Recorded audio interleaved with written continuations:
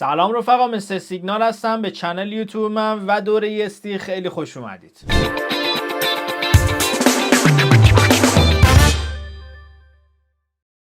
همونطور که در جریان هستین، دوره EST شامل 16 تا تکنیکه، شامل نکاتی در مورد نقطه ورود، استاپ گذاری و نقطه خروج یا همون تارگت ماست که در مجموع 16 تا تکنیک به شما آموزش میدم. اگر این جلسه و این ویدیو اولین قسمتیه که دارید میبینید، لطفاً برید جلسه مقدمه که در رابطه با دوره EST صحبت کردم و حتما ببینید، کامل ببینید، چون نکاتو کاملا اونجا براتون توضیح دادم که قراره چه اتفاقی داخل این دوره براتون بیفته و از همه مهمتر تمامی جلسات رو باید ببینید، یعنی برید همه ویدیوهای قبلی رو ببینید، چون ما اگر نقطه ورودهای خوبی نداشته باشیم داخل استاپ گذاری به مشکل میخوریم. تو این جلسه میخوام راجع به استاپ مطمئن صحبت کنم، یعنی استاپی بذاریم که خیالمون راحت باشه. اگر استاپمون تاچ شد از اونجا یا روند عوض میشه یا کلا سناریو اشتباه بوده. پس این جلسه خیلی مهمیه. جلسه قبلی راجع به استاپ کوچیک صحبت کردم که چجوری میتونیم استاپ های کوچیک بذاریم. این جلسه راجع به اینه که استاپ مطمئن، استاپ قوی بذاریم، ولی استاندارد. الکی استاپمون رو بزرگ نکنیم. یک استاپ استاندارد اما مطمئن. اگه جز اون دسته معامله‌گرایی هستید که استاپ زیاد میخورید یا جنبه استاپ خوردن ندارید، یعنی جنبتون خیلی پایینه، نمیتونید زیاد استاپ بخورید، از نظر ذهنی خیلی سریع میریزید به هم و به دنبال وین ریت بالا هستید، به دنبال این هستید که کمتر استاپ بخورید، استاپتون مطمئن باشه، این جلسه فکر میکنم خیلی به دردتون بخوره. تو این جلسه قرار نیست از هیچ ابزاری استفاده کنیم. کاملا روی چارت با الگوها، با پیارزدها قراره بهتون بگم که کدوم نواحی مناسب استاپه. اما اگر جلسات قبلی رو دیده باشید متوجه میشید که من لابلای توضیحاتم نکات طلایی رو بهتون میگم، بعضی موقع ترفند بهتون میگم. امیدوارم از اون ترفندی که داخل این جلسه میخوام بهتون بگم نهایت استفاده رو ببرید. قبل از اینکه بریم روی چارت و توضیحات رو بهتون بدم در مورد این جلسه، میخوام ازتون تشکر کنم که تا به اینجا همراه من بودید و حمایت کردید، سابسکرایب کردید، لایک و کامنتاتون و حمایتاتون هم شامل حال پیج اینستاگراممون بوده، هم داخل یوتیوب که نوپاس و تازه یوتیوب رو استارت زدیم دارید حمایت میکنیم. مرسی، همراه من باشید. بریم برای ادامه ویدیو. قبل از اینکه بریم روی چارت و نکات رو بهتون بگم، این پوزیشنی که الان بازه، البته شما رو چارت میبینید، صرافی رو نمیبینید که چقدر توی ضرر هستیم. این پوزیشن رو ببینید بچه‌ها، ببینید این شادو تا کجا اومده، یک قدمی استاپ ما اومده. همچین چیزایی رو من دارم بهتون آموزش میدم، یعنی چیزایی که خودم دارم استفاده میکنم. این یکی از سیگنالایی که من به بچهای وی آی پی پلاس دادم، سیگنالای خصوصی هستن، کانال و اینجور داستانا نیست. حواستون باشه یه موقع ازتون سوء استفاده نکنن. بچه‌ها مستقیما با خود من پی وی در ارتباطن. سیگنال رو بهشون دادم. این فاصله شادو تا استاپمون خدا رو شکر تو 3 تا صرافی متفاوت ما پوزیشن داشتیم، استاپ نخوردیم، ولی داخل بعضی از صرافی ها ممکنه اینو استاپ بخورین. اما اصل مطلب، اصل داستان اینه که یک استاپ استاندارد داشته باشیم، استاپ با کیفیت داشته باشیم. یعنی اگر استاپ خوردیم دلمون نسوزه بگیم ای بابا استاپ بدی خورد، چرا استاپ منو زد رفت. این مشکل خیلی است و این نکاتی که بهتون آموزش میدم به خوبی اجرا کنید، معاملاتتون فوق‌العاده میشه. ما 4 تا حالت داریم که میخوایم معامله کنیم. یا داخل تریدینگ رنج هستیم، یا تریدینگ رنجمون شکسته میشه، یا داخل کانال هستیم، یا کانالمون شکسته میشه و میخوایم بدونیم تو این 4 تا حالت استاپمون رو کجا بذاریم. راجع به نقطه ورود تو جلسات قبلی صحبت کردم، نقطه زنی و نقطه ورود مناسب به چه صورته. اگر ندیدید اول اونا رو ببینید بعد بیاید سراغ استاپ، چون استاپ خوب داشتن قبلش نقطه ورود خوب میخواد. حتما این نکته رو حواستون باشه. اما بریم سراغ چارتمون و بهتون بگم داستان از چه قراره. حالت اولمون که داخل تریدینگ رنج هستیم، سقف و کف رو میخوایم ترید کنیم، میخوایم یه استاپ خیلی مطمئن داشته باشیم. استاپمون نسبتا بزرگه. این حالتی که الان میخوام بهتون بگم برای افرادی که تریدینگ رنج رو میخوان ترید داشته باشن ولی دیدین دیگه یه سری شادو میندازه بعضی از معاملاتمون، چون رفت و برگشت رو میگیریم، معاملات پینگ پونگیه، بعضیش استاپ میخوره. میخوایم تا حدی که میشه اون استاپر رو نخوریم. چی کار کنیم؟ در قدم اول سقف و کف تریدینگ رنجمون رو علامت میزنیم، این باکسمون رو مشخص میکنیم. خب میایم این ارتفاع باکسمون از بالاترین نقطه تا پایینترین نقطه رو مشخص میکنیم. همینو بر میداریم میذاریم بالای باکسمون یا پایین باکسمون، بستگی داره میخوایم لانگش رو بگیریم یا شورت رو بگیریم. و استاپمون رو میندازیم پشت این، دقت کنید، میندازیم پشت این محدوده. حالا شاید براتون سوال باشه، خب اینجا تارگت مشخصه دیگه، داخل تریدینگ رنج ما سقف و کف تارگتمون. شاید براتون سوال باشه بگین خب این که ریوارد خوبی نمیده، ریوارد نیم میده، یک میده. خب کسی که میخواد اینجا معامله کنه داستانش اینه، یا باید از اون تکنیکی بهتون یاد دادم گفتم استاپ کوچیک‌تر میذاریم تو جلسه قبلی، از اون استفاده کنیم، یا باید از این استفاده کنیم که استاپ نخوریم، یعنی تا جایی که میشه جلوی اون شادوها که استاپ ها رو میزنن جلوی اونو بگیریم. این یه تکنیکه، اونم یه تکنیک دیگه، ولی بستگی به شخصیت خودتون و سبک معامله گریتون داره که اینو میپسندید یا اونو. روی این ریواردتون پایینه ولی رو اون حالت ریوارد بیشتری میتونید بگیری، ولی طبیعتا ممکنه اینجا یکی دو تا استاپ هم توی این حرکت‌های رفت و برگشتی بخورید. حالا اگر براتون سواله که من خودم از این استفاده میکنم یا از اون روش قبلی استفاده میکنم که استاپم کوچیک‌تره، من بیشتر از اون تکنیک استفاده میکنم. اما یه وقتایی یه چارتی هست که تریدینگ رنجش برام جذابه، میخوام این رفت و برگشتا رو ترید کنم و اصلا اون ریوارده برام مهم نیست، یعنی همون یکو من بگیرم کافیه برام.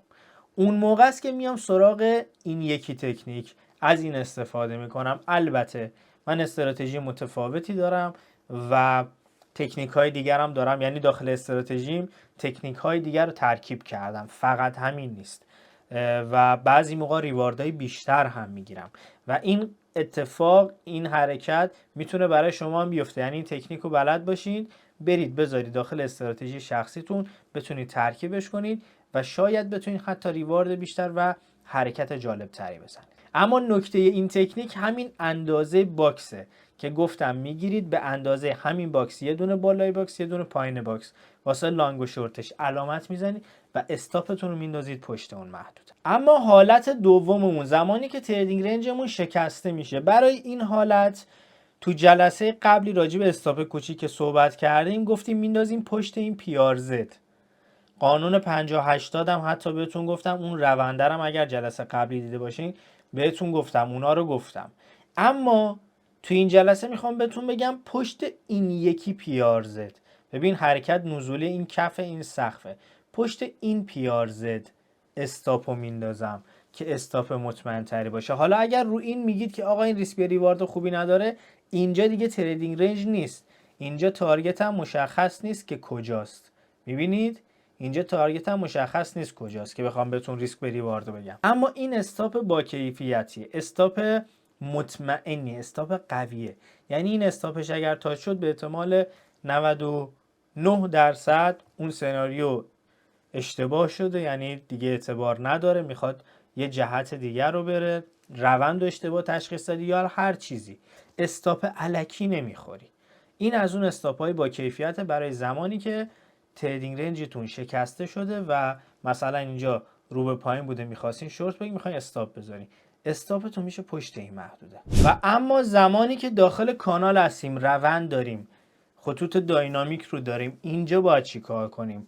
تو جلسه قبلی راجع به استاپ کوچیک صحبت کردم، گفتم اون سقف داینامیک، اون حرکت آخره رو در نظر بگیرید. اینجا بهتون میگم 2 تا قله در نظر بگیری، نه قله آخر. ما اگر اینجا قله آخرمون این باشه و میخوایم اینجا شورت بگیریم، میخوایم اینجا، حالا یا اینجا یا داخل سقفش نقطه ورودمون هست، میخوایم شورت بگیریم، استاپمون رو اینجا نمیذاریم، پشت این قله نمیندازیم، میندازیم پشت قله دوم، قله اول نه قله دوم.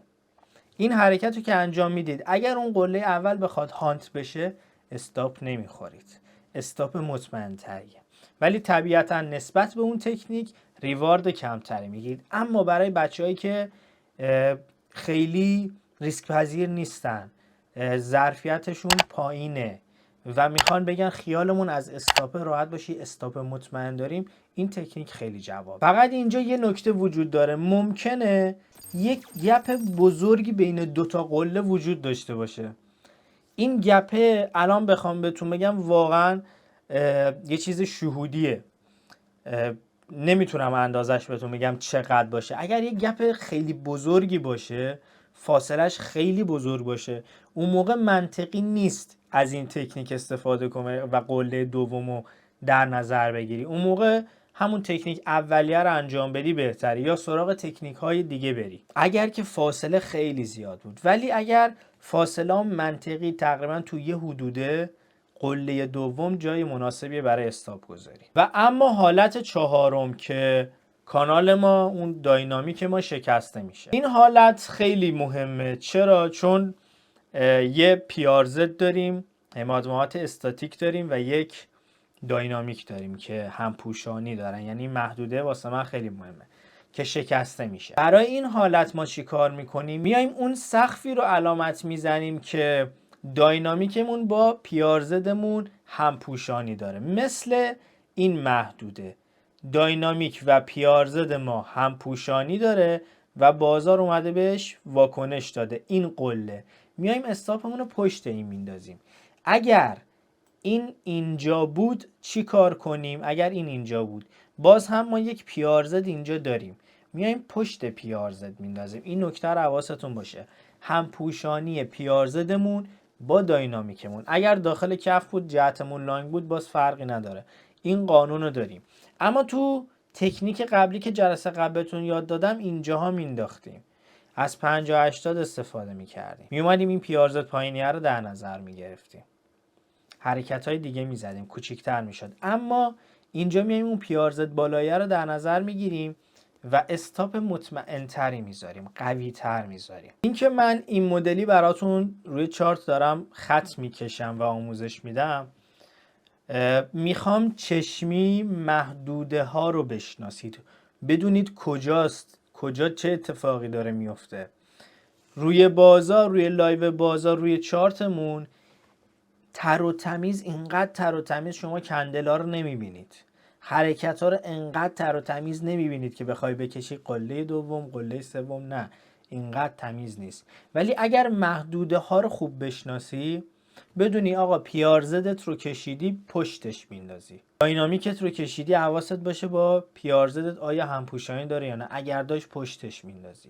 پشت سطوح مهمه. یا اون تکنیکی برای تریدینگ رنج گفتم، میای اندازه تریدینگ رنج رو میگیری، ارتفاعشو به همون اندازه، یه دونه بالا یه دونه پایین، استاپتو پشت اون در نظر میگیری. این تکنیکه، ایناست که کمک میکنه.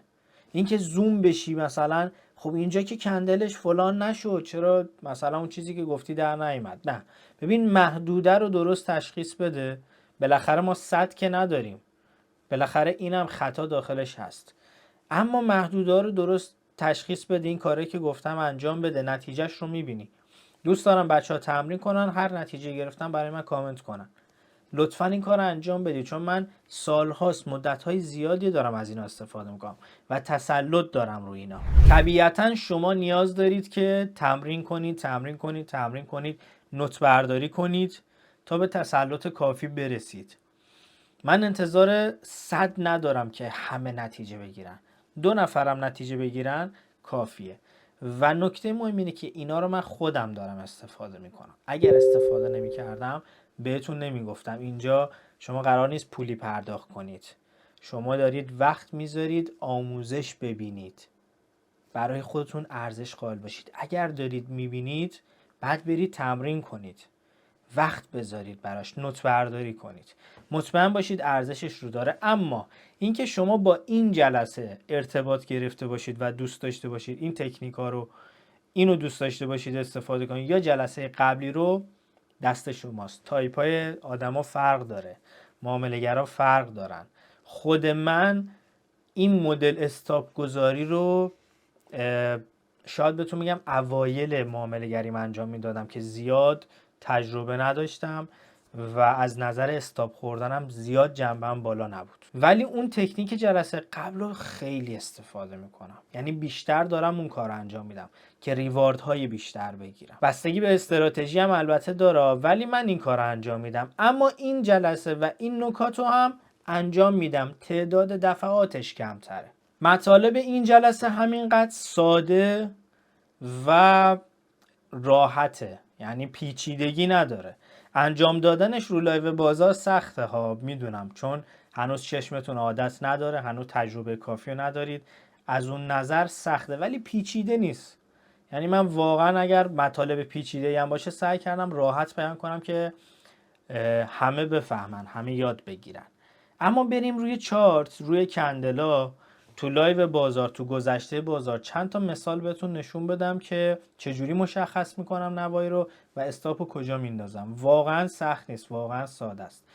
و بچههایی که از سیگنال های رایگان من تو کانال تلگرام استفاده کردن کاملا این چیزها رو دیدن، میدونن، چون من سیگنال که میفرستم عکسشو میفرستم همون لحظه که لایو بازار الان کجاست، چارت استاپمون کجاست، بعدش رو میفرستم.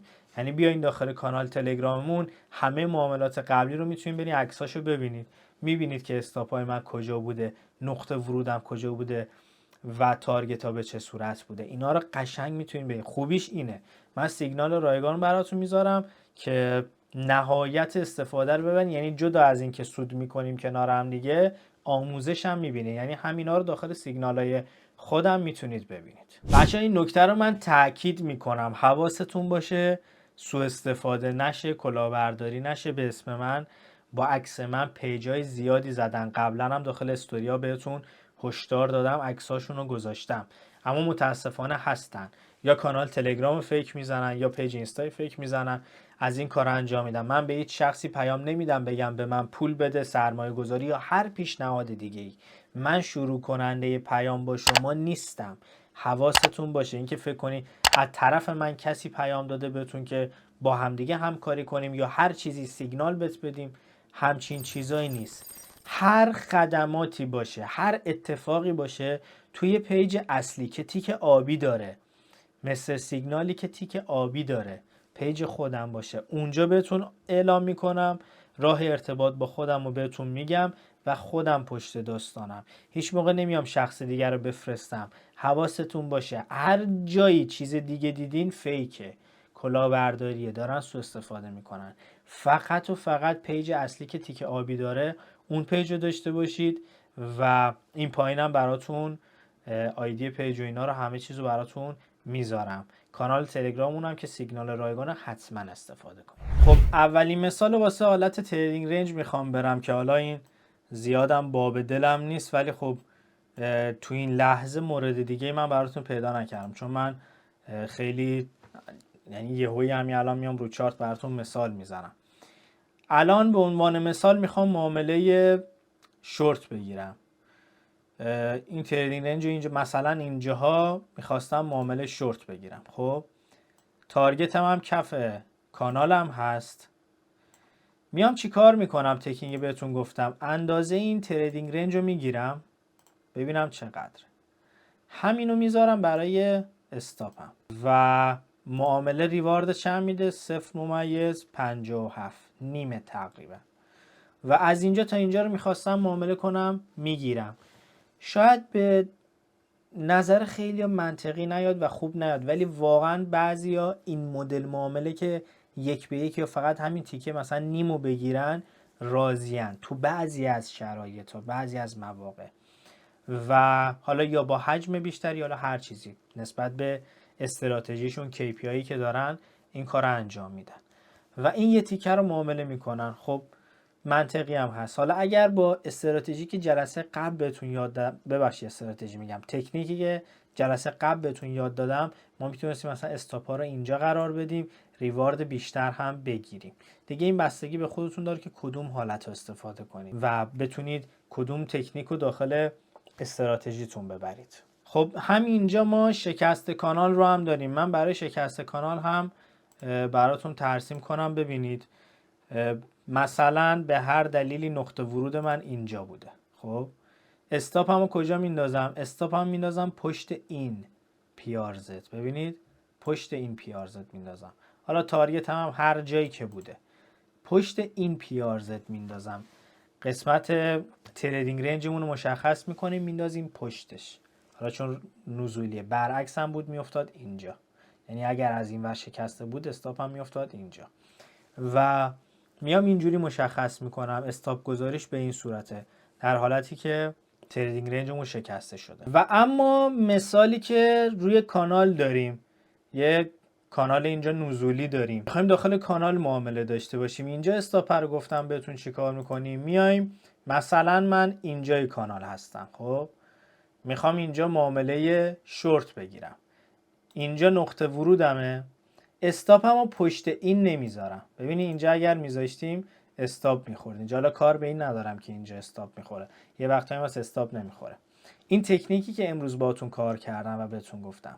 ببینین این قله اوله، گفتم قله دومو در نظر بگیریم. قله دوم اینه دیگه، میشه پشت این. من اگر پشت قله دوم بندازم این معامله استاپ نخورده.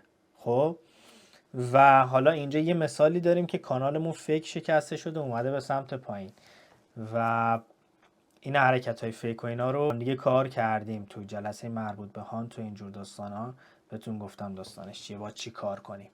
اما این جلسه راجع به استاپ گذاریه. پس استاپ رو انداختیم پشت قله دوم، روی چارت واقعی بازار، لایو بازار داریم میبینیم انداختیم اینجا.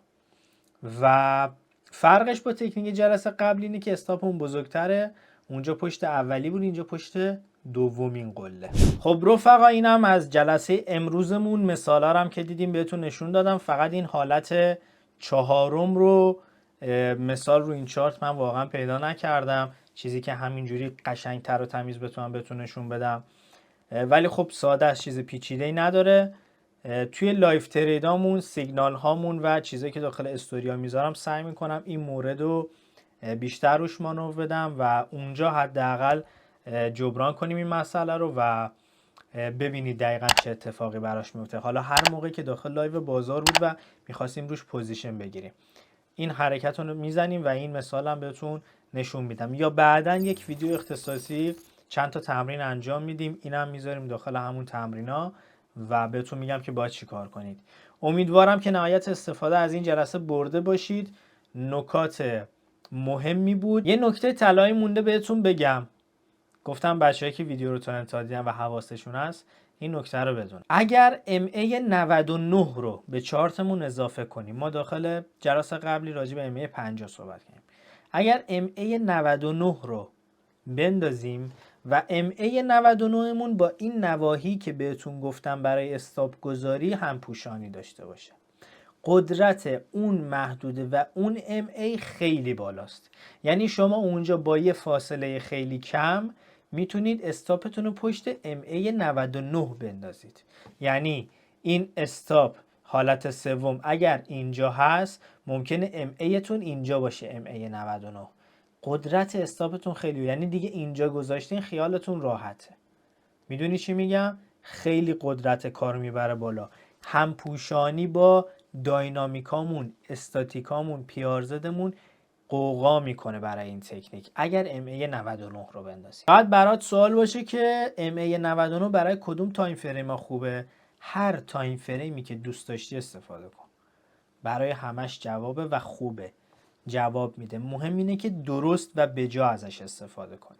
از MA 99 برای تشخیص روند هم میتونی استفاده کنی. بچه‌ای که مشکل دارن برای تشخیص روند از MA 99 میتونن کمک بگیرن. اینکه چجوری روند رو تشخیص میدیم با MA تو دوره مقدماتی براتون توضیح دادم. اگر ندیدید لطفاً برید دوره مقدماتی رو از داخل چنل ببینید. راجع به MA صحبت کردم که چجوری باید تنظیم کنیم و چجوری باید استفاده کنیم. ممنونم که تا اینجای کار همراه من بودید و این جلسه هم به انتها رسید. مرسی از حمایتاتون. اگه سابسکرایب نکردید حتما بکنید، لایک، کامنت و شیر کنید مطالب و بچه‌ها به دست افراد بیشتری برسه، مخصوصا بچه‌هایی که تازه کار هستن دوست دارن ترید کنن، مخصوصا بازار کریپتو. این مطالب خیلی میتونه بهشون کمک کنه و من تجربیات خودم دارم در اختیارتون میذارم و امیدوارم که نهایت استفاده رو ببینید و تعداد زیادیتون بتونی نتیجه، یعنی درصد بچه‌هایی که نتیجه گرفتن و استفاده کردن امیدوارم بالا باشه. درسته میگم 2 نفرم نتیجه بگیرن خوشحال میشم، اما اگر 80% 90% بچه نتیجه بگیرن خیلی بیشتر خوشحال میشم. مرسی همراه من بودید، تا ویدیو بعد، فعلا.